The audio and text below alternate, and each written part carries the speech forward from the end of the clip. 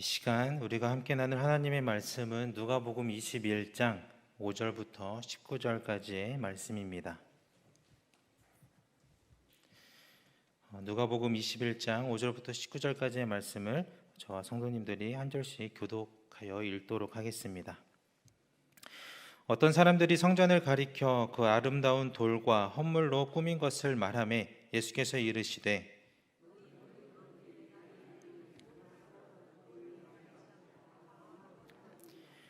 그들이 물어 이르되 선생님이여 그러면 어느 때 이런 일이 있겠사오며 이런 일이 일어나려 할 때 무슨 징조가 있사오리이까? 이르시되 미혹을 받지 않도록 주의하라. 많은 사람이 내 이름으로 와서 이르되 내가 그라하며 때가 가까이 왔다 하겠으나 그들을 따르지 말라. 난리와 소요의 소문을 들을 때 두려워하지 말라. 이 일이 먼저 있어야 하되 끝은 곧 되지 아니하리라. 또 이르시되 민족이 민족을 나라가 나라를 대적하여 일어나겠고 곳곳에 큰 지진과 기근과 전염병이 있겠고 또 무서운 일과 하늘로부터 큰 징조들이 있으리라. 이 모든 일 전에 내 이름으로 말미암아 너희에게 손을 대어 박해하며 회당과 옥에 넘겨주며 임금들과 집권자들 앞에 끌어가려니와 이 일이 도리어 너희에게 증거가 되리라. 그러므로 너희는 변명할 것을 미리 궁리하지 않도록 명심하라. 내가 너희의 모든 대적이 능히 대항하거나 변박할 수 없는 구변과 지혜를 너희에게 주리라. 심지어 부모와 형제와 친척과 벗이 너희를 넘겨주어 너희 중에 몇을 죽이게 하겠고 또 너희가 내 이름으로 말미암아 모든 사람에게 미움을 받을 것이나 너희 머리털 하나도 상하지 아니하리라. 같이 읽겠습니다. 너희의 인내로 너희 영혼을 얻으리라. 아멘. 올해 초에 저희 가정에 아주 좋은 일이 있었습니다. 바로 제 딸 예보미가 태어났습니다. 담임 목사님의 주례를 받은 덕분인지 첫째로 딸을 얻게 되었습니다. 시간이 정말 빠르게 흘러가는 것 같다라고 느끼는 것은 계속 누워만 있을 것 같던 이 예보미가 어느새 10개월이 지나서 집안 곳곳을 기어다니고 이는 윗니가 4개, 아랫니가 2개나 나서 나름 이유식도 이제는 씹어서 삼키는 그런 모습을 볼 때면 시간이 정말 빠르게 흐른다라는 생각이 들어요. 이렇게 지금까지 열심히 육아를 하면서 달려오다 보니 처음에는 어색하기만 했던 이 아빠라는 호칭과 그 정체성이 이제는 익숙해졌고 그것을 잘 해내보고자 노력하는 제 모습을 발견하게도 됩니다. 그런데 이 육아를 하다 보면 이 아빠라는 정체성이 흔들릴 때가 있더라고요. 그게 언제냐면 가끔 제가 집에서 혼자 예보미를 돌볼 때입니다. 나름 딸이 좀 순하다라는 말을 듣긴 하지만 그래도 이 각자가 처한 현실이 힘든 사실은 매한가지 아니겠습니까? 이 분유나 이유식을 먹이면 좀 잘 먹었으면 좋겠는데 그렇지 않고 한참 먹다가 이 혓바닥으로 막 밀어내거나 이 젖병을 계속 씹어내는 걸 보면 무슨 감정인지는 모르겠지만 분노가 치밀어 오릅니다. 그리고 요즘은 그래도 통잠을 잘 자지만 예전에는 몇 시간에 한 번씩 깨잖아요. 깨서 저를 말똥말똥 쳐다보고 있으면 이쁘다가도 그 시간이 계속해서 길어지면 알 수 없는 서운함과 짜증이 밀려오기도 하죠. 그럴 때 이 알아듣지도 못하는 애한테 잔소리를 하기도 하고 큰 소리를 치기도 합니다. 그러다 시간이 좀 지나고 나서는 이 아이에게 미안한 감정이 들면서 내가 아빠로서 잘하고 있는 건가? 왜 그때 좀 더 참지 못하고 화를 냈을까라는 고민과 반성을 하게 되죠.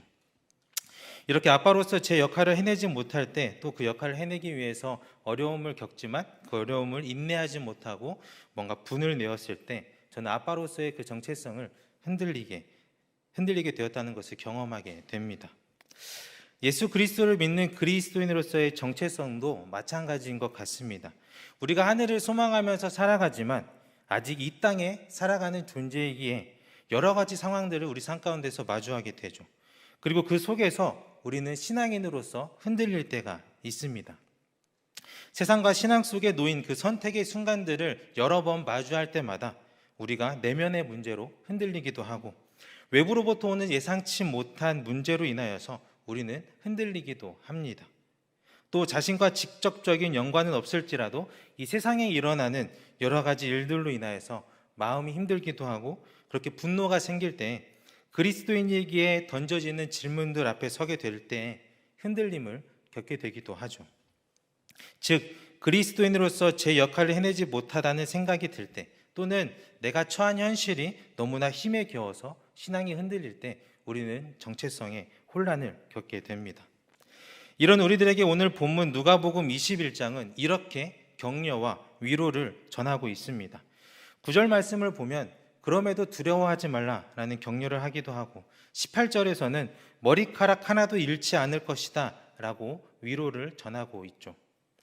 그러니 무엇을 경험하게 되든지 너희는 참고 견디는 가운데 너희의 목숨을 얻어라 하고 19절 말씀이 다시 한 번 더 격려해주고 있습니다.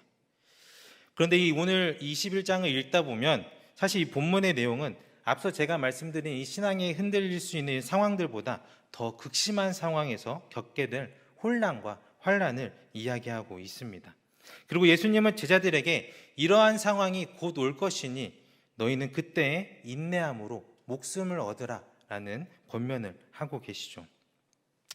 물론 이 본문의 상황 당시에는 제자들이 이런 어려움을 겪지 않았기에 이 말씀이 의미하는 바를 알지는 못했을 겁니다. 그다지 마음에 와닿지 않았겠죠.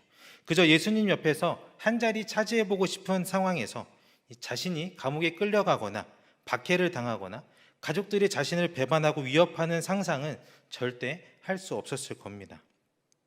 그러나 우리가 성경을 계속 읽어나가다 보면 이 제자들이 겪게 된다는 12절부터 29절의 사건들은 누가가 사도행전에서 다루고 있는 사도들의 이야기와 상당 부분 겹친다라는 것을 우리는 알게 됩니다.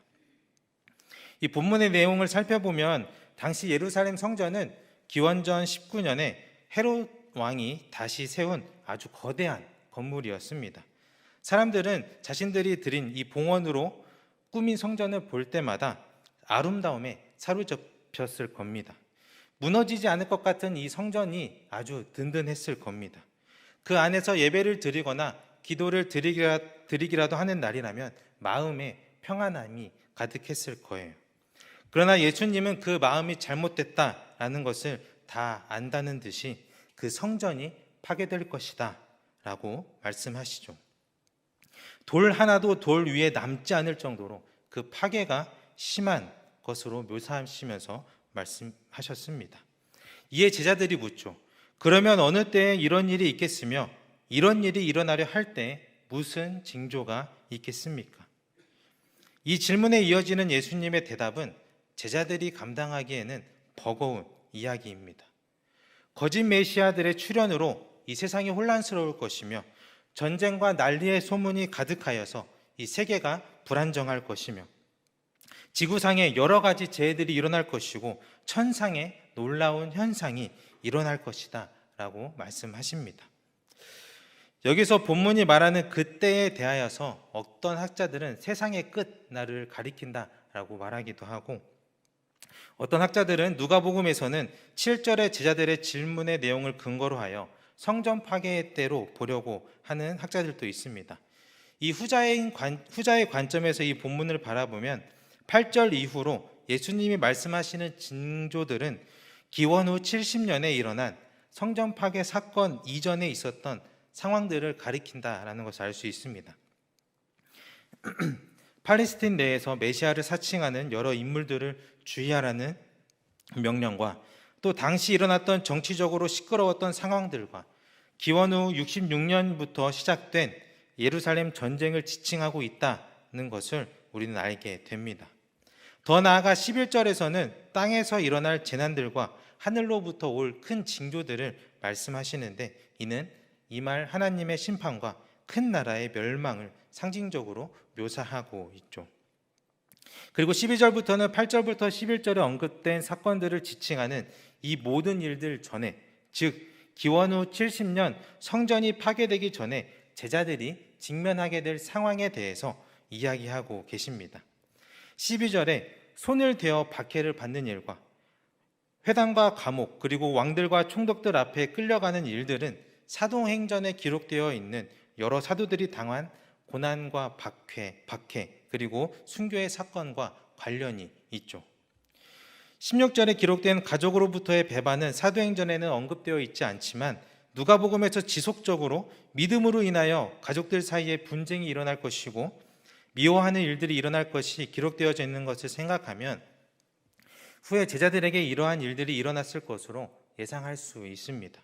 더 나아가 예수님은 제자들에게 죽음의 경험까지 감수해야 한다라는 것을 말씀하고 계십니다. 그러면서도 동시에 13절에서는 제자들이 감당해야 할 증인의 역할에 대해서도 말씀하십니다. 세 번역으로 읽어드리면 이렇게 말씀하세요. 그러나 이것이 너희에게는 증언할 기회가 될 것이다. 박해를 당하고 감옥에 갇히고 가족으로부터 배반을 당하고 많은 사람들로부터 미움을 받고 심지어 죽음에까지 이르게 되는 이 절망적인 상황이 오히려 믿음을 증언할 수 있는 기회가 될 것이다 라고 예수님이 말씀하시는 것이죠. 과연 본문 당시의 제자들 중에 이 말씀을 이해한 제자들이 몇 명이나 됐을까요? 아마 없지 않았을까 싶습니다. 이후에 십자가 사건 전후로 일어났던 이 제자들의 모습만 보아도 우리는 알 수 있죠.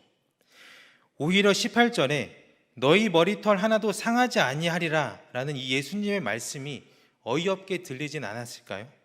받을 온갖 고난에 대해서 말씀하시면서도 상하지 아니할 것이다 라고 하시는 이 말씀은 굉장히 역설적으로 들리게 되죠. 그냥 단순히 성전이 무너질 시기가 궁금했고 또 어떤 징조가 있을 것인지 궁금했던 이 제자들에게 예수님께서는 괜한 고민과 걱정거리만 늘게 하신 건 아닌가 그런 생각도 들게 됩니다. 그런데요, 우리는 사도행전에 기록된 이 사도들의 이야기를 분명히 기억하고 있습니다. 예수님의 이름을 믿는다는 이유 하나만으로 배신당하고 끌려가고 고난을 당하고 순교를 당했던 이 사도들의 이야기가 우리 마음속에 남아있지 않습니까? 사도들뿐만 아니라 예수님을 믿고 따르는 여러 성도들 또한 예수로 인해 박해받았고 고통을 당했다는 것을 우리가 잘 알고 있죠. 본문을 묵상하면서 이 사도행전의 여러 사건들을 같이 묵상해 보았습니다. 과연 그 힘겨운 박해의 순간들 속에서 그들은 어떻게 이겨냈을까? 어떻게 죽음 앞에서도 무릎 꿇지 않고 맞서 싸울 수 있었을까? 물론 자신들의 눈앞에 놓여 있는 여러 선택의 순간들 속에서 그들은 흔들렸을 수 있습니다. 인간이기에 그러는 것이 당연하죠.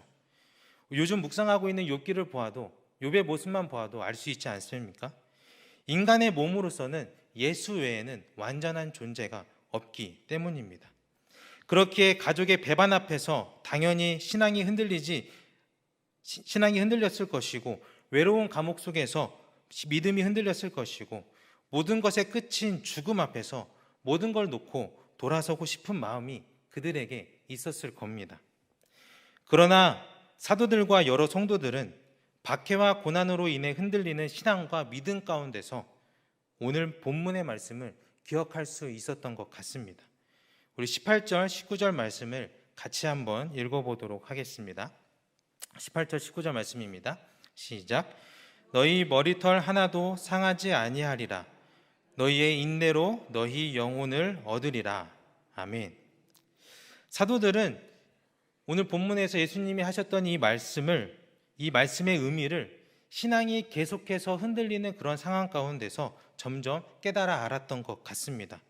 머리털이 상하고 몸이 상하고 그렇게 심적으로 지치고 그리하여 결국 생명을 잃는 일이 생긴다 할지라도 주님을 향한 믿음의 인내로 이 신앙을 지켜낸다면 영원한 생명, 곧 육체의 죽음 너머에 존재할 영적 안정을 주님께서 친히 보장해 주실 것이라는 것을 이 사도들은 깨달았던 것이죠.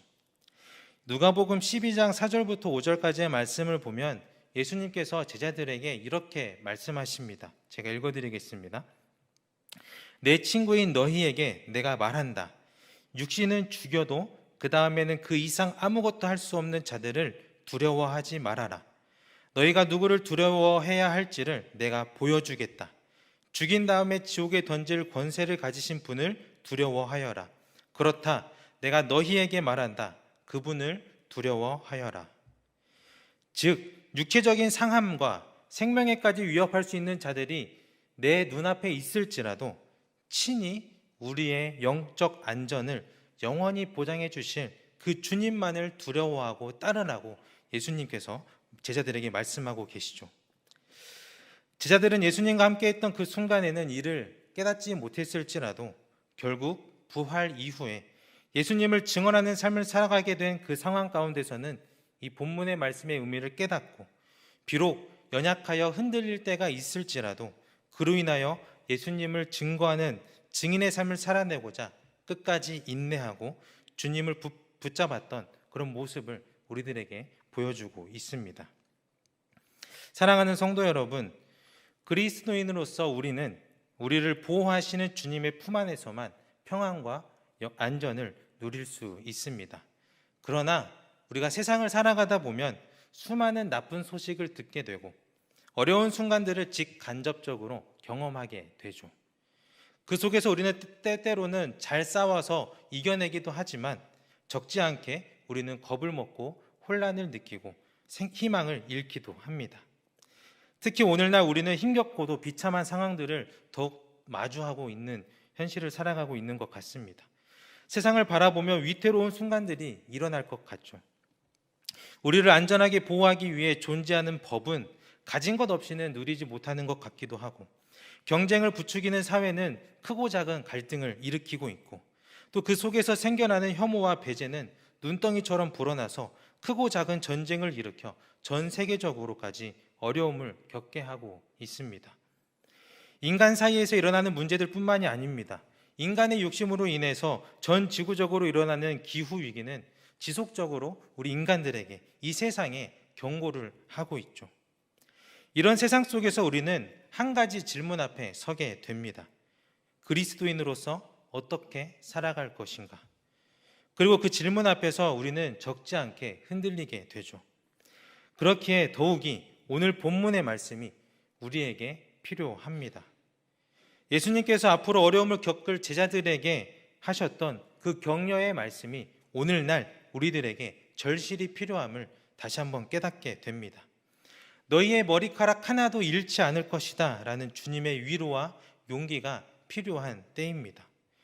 그리고 이 확신에 찬 주님의 선포로 인하여 우리는 끝까지 인내할 수 있어야 합니다.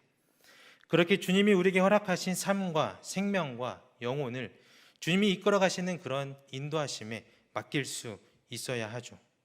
비록 이리저리 흔들리는 연약한 신앙을 가졌다 할지라도 그 어떤 것에도 흔들리지 않는 예수 그리스도의 사랑 위에서 우리가 그렇게 서 있을 수만 있다면 그 은혜로 말미암아 넘어지지 않고 주님을 향해 나아갈 수 있을 겁니다. 제가 중등부를 담당하고 있는데요. 코로나가 시작된 지 만 3년이 다 되어가는 이 시기에 가장 영향을 많이 받는 존재는 아마 아이들이 아닐까 생각을 해봅니다. 성인들도 힘들어하는 이 변화된 삶 속에서 아이들은 정면으로 이 혼란과 고통과 두려움을 마주하면서 지내왔습니다. 그리고 그 모든 상황을 우리 아이들이 아직 깊게 내리지 못한 신앙의 뿌리로는 그 흔들림을 이겨내기엔 부족함이 있었던 것 같다라는 생각이 듭니다. 코로나로 인해서 공동체 속에서 우리 아이들은 상처를 입기도 하고 흔들리는 신앙으로 인해 하나님을 의심하게 된 아이들도 있고 무엇보다 코로나 기간 동안 변해버린 일상의 패턴으로 인해서 우선순위에서 신앙은 이미 저 밑에 깔려있는 아이들을 보기도 합니다. 여러 가지 신앙적 문제들이 이 코로나가 점점 회복되어져 가면서 드러나고 있죠. 중등부 내에 이런 고민을 가진 아이들과 대화를 하다 보면 너무나 미안한 마음이 듭니다. 그리고 바로잡아 주어야겠다라는 생각이 들죠. 그러나 차마 아이들을 바로잡기 위해서 강하게 신앙을 요구하거나 신앙적으로 뻔한 말을 하기가 어려웠습니다. 사실 그런 말을 하더라도 우리 아이들이 받아들일지는 미지수입니다. 또 성도님들도 겪으셨겠지만 저도 어렸을 때 이 아이들과 같이 흔들리며 자라왔던 것을 기억해 보면 아이들에게 강하게 다가가기보다는 기다려줄 줄 알아야겠다라는 생각이 들었습니다. 물론 그 속에서 제자리로 돌아오지 못하는 아이들이 있을 수 있습니다. 하지만 그럼에도 그렇게 흔들리면서 뿌리를 내릴 때 더 단단히 내릴 수 있게 되고 더 성장할 수 있다는 걸 제가 경험했기에 너무 멀어지지 않은 거리에서 우리 아이들을 기다려주고 기도해주고 있습니다. 그러면서 아이들에게는 한 가지를 부탁했습니다. 충분히 의심도 해보고 흔들려 보기도 하라고. 그리고 조금이나마 너희들이 경험했던 하나님이란 존재에 대한 마음을 어느 마음 한쪽에 잘 간직하고 있으라고. 그렇게 한다면 분명히 반석되시는 주님께서 너희들을 절대 놓지 않고 있을 것이다 라고 아이들에게 말해 주었습니다.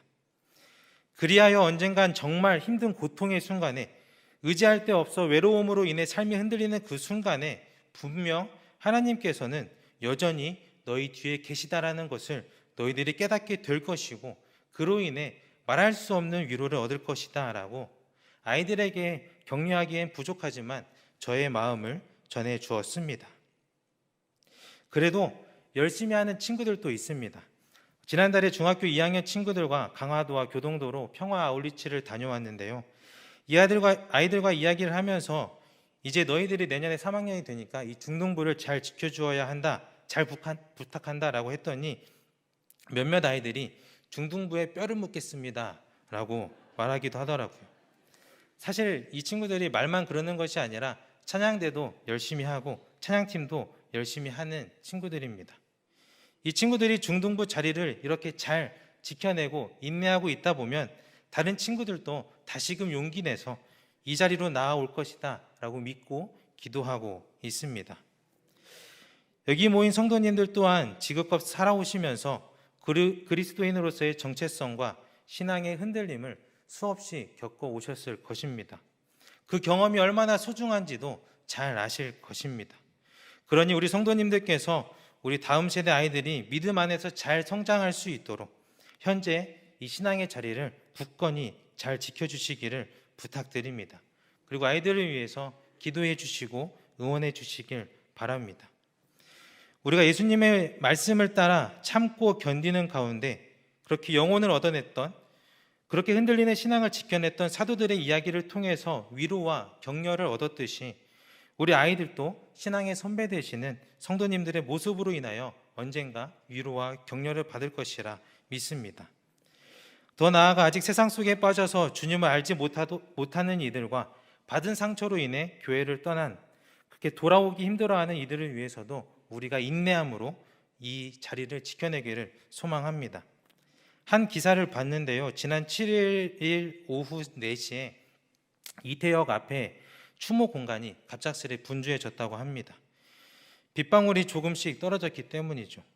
다행히 비 소식을 듣고 큰 비닐을 준비해 두었고 빗줄기가 언제 거세질지 모르니 이 자원봉사자들이 허겁지겁 비닐을 펼쳐서 역 주변에 있는 국화와 편지와 그림 등 추모 물품들을 감싸고 있었다고 합니다. 이를 취재한 기자는 어느 정도 그들의 마음을 짐작하면서도 모른 척하면서 물었다고 합니다.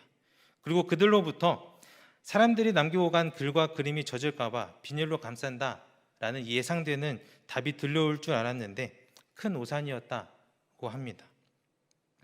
참사 다음 날부터 지속적으로 자원봉사를 하고 있던 한 60대 남성이 열심히 비닐로 감싸면서 뜻밖의 답을 했다고 해요.